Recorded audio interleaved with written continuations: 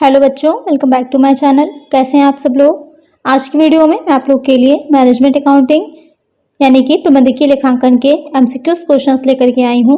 इसके अलावा भी और भी सब्जेक्ट पर मैंने एमसीक्यूज वीडियो डाली हुई हैं। ऑडिटिंग है, स्टैटिक्स है, कम्युनिकेशन है, ऑर्गेनाइजेशन है और भी किसी सब्जेक्ट पर अगर आप एमसीक्यूज वीडियो चाहते हो या डिटेल वीडियो चाहते हो तो सब्जेक्ट का नेम मुझे कमेंट करिएगा। अगर मैनेजमेंट अकाउंटिंग के इंपॉर्टेंट क्वेश्चंस की वीडियो आप चाहते हैं तो भी मुझे कमेंट करिएगा।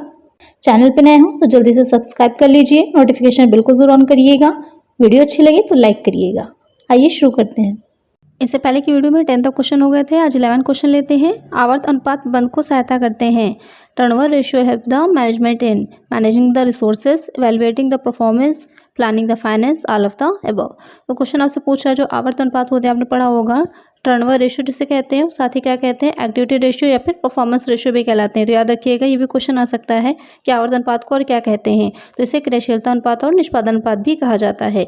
तो ये पूछ रहा है आपका कि जो टर्नओवर रेशियो है वो किस चीज़ में हेल्पफुल होते हैं, संसाधनों के प्रबंध में, कार्य निष्पादन का मूल्यांकन करने में, वित्त का नियोजन करने में या फिर उपयुक्त सभी।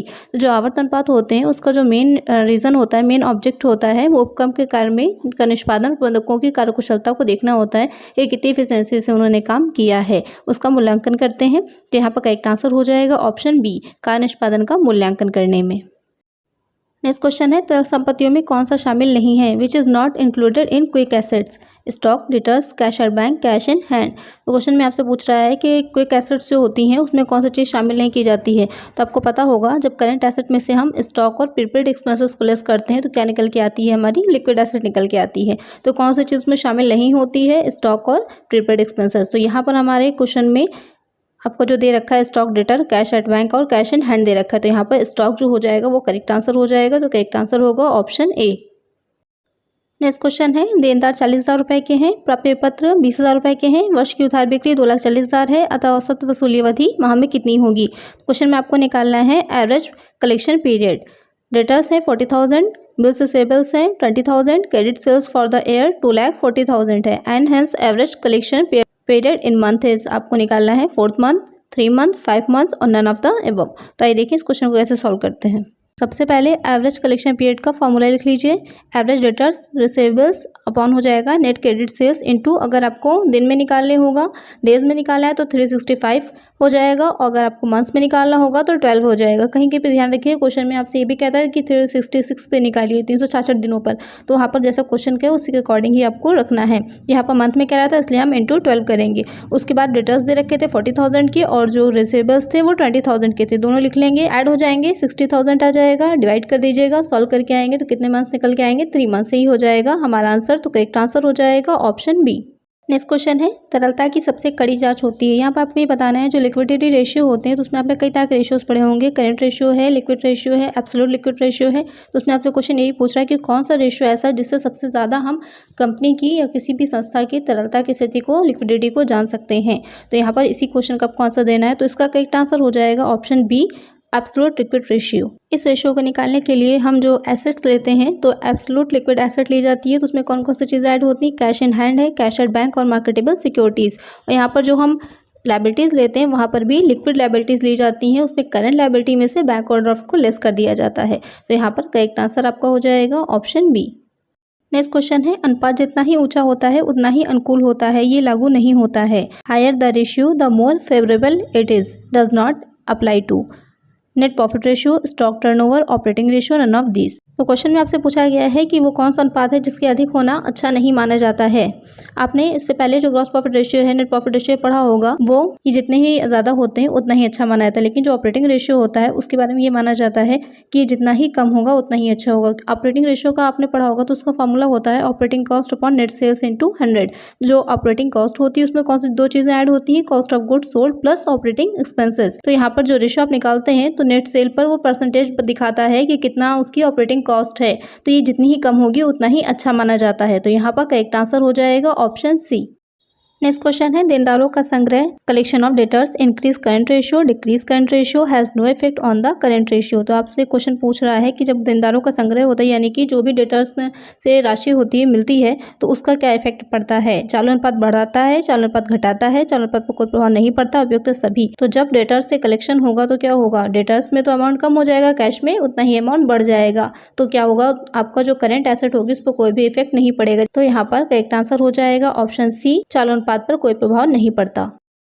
नेक्स्ट क्वेश्चन है कोष प्रवाह विवरण के अंतर्गत कोष शब्द का अर्थ होता है the term fund as used in fund flow statement means cash, current asset, current liability, current asset minus current liabilities. आपने पढ़ा होगा फंड फ्लो स्टेटमेंट, तो वहाँ पर जो मेन चीज़ होती है, जो फंड होता है वो कैसे निकलता है, नेट वर्किंग कैपिटल से। और नेट वर्किंग कैपिटल कैसे निकाली जाती है, टोटल करंट एसेट में से टोटल करंट लायबिलिटी को लेस करके। तो यहाँ पर आपका जो करेक्ट आंसर होगा वो हो जाएगा option D, current asset minus current liabilities.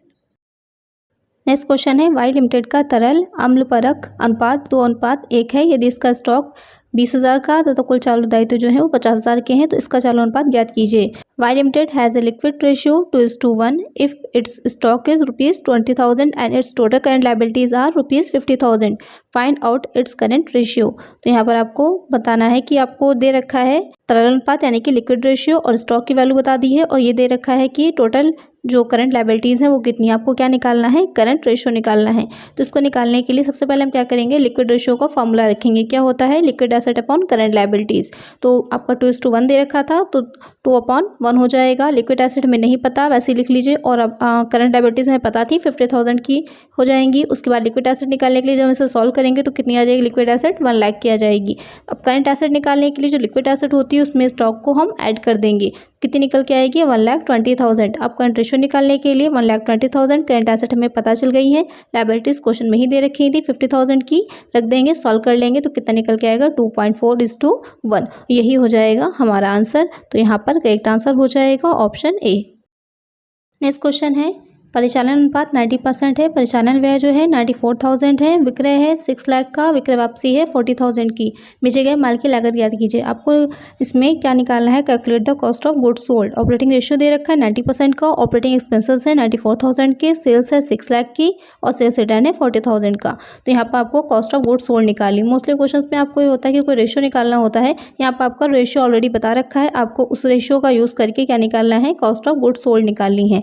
इसको निकालने के लिए सबसे पहले हम क्या करेंगे, जो हमारा ऑपरेटिंग रेशियो का दे रखा था उसी का फॉर्मूला लिखेंगे। फॉर्मूला क्या होता है, cost of goods sold plus operating expenses upon net sales into 100। तो यहाँ पर ऑपरेटिंग रेशियो हमको पता है 90 लिख लीजिए, फिर आपका कॉस्ट ऑफ गुड्स सोल्ड नहीं पता उसको हम एक्स मान लेंगे। ऑपरेटिंग एक्सपेंसेस क्वेश्चन में दे रखे हैं 94,000 के, वैसे ही लिख लीजिए, अपॉन में नेट सेल्स, नेट सेल आपकी दे रखी है, सेल जो दे रखी थी वो 6 लाख की है, उसमें आपका सेल्स रिटर्न दे रखा है 40,000 का, तो उसे लेस कर देंगे तो हमारी नेट सेल निकल आएगी, कितनी हो जाएगी 5,60,000। उसके बाद इनटू 100 आ जाएगा। अब इसको सॉल्व करने के लिए क्या करेंगे, आपको पता होगा क्रॉस मल्टीप्लाई किया जाता है। क्रॉस मल्टीप्लाई करने के लिए x + 94,000 आपका इस साइड आ जाएगा, दूसरी साइड में हो जाएगा। जब इसको सॉल्व करेंगे तो आपका आएगा 5,60,000 इंटू 90/100। जब इसको सॉल्व करिएगा तो कितना आएगा 5,04,000। उसके बाद जब इस इक्वेशन को हम सॉल्व करेंगे तो कितना निकल के आएगा 4,10,000। यही हो जाएगा हमारा आंसर, यानी कि कॉस्ट ऑफ गुड्स सोल्ड। तो यहाँ पर करेक्ट आंसर हो जाएगा ऑप्शन डी। नेक्स्ट क्वेश्चन है ब्याज एवं कर के पश्चात लाभ का प्रयोग डैश डैश पर प्रत्याय की गणना में किया जाता है। Profit after interest and tax is used in calculating return on total asset, capital employed, share holders fund, all of the above. तो क्वेश्चन में आपको ये बताना है कि जो हम प्रॉफिट ले रहे होते हैं तो कौन सा ऐसा रेशियो निकालते हैं जब हमें प्रॉफिट जो है वो आफ्टर इंटरेस्ट एंड टैक्स के लेना होता है। तो कुल संपत्ति वाला, विनियोजित पूंजी, अंशधारियों के कोष या फिर उपयुक्त सभी। तो यहाँ पर जो अंशधारियों के कोष यानी कि शेयर होल्डर्स फंड हम निकालते हैं रेशियो, तो वहाँ पर हम जो प्रॉफिट लेते हैं वो आफ्टर इंटरेस्ट एंड टैक्स लेते हैं। तो यहाँ पर करेक्ट आंसर हो जाएगा हमारा ऑप्शन सी।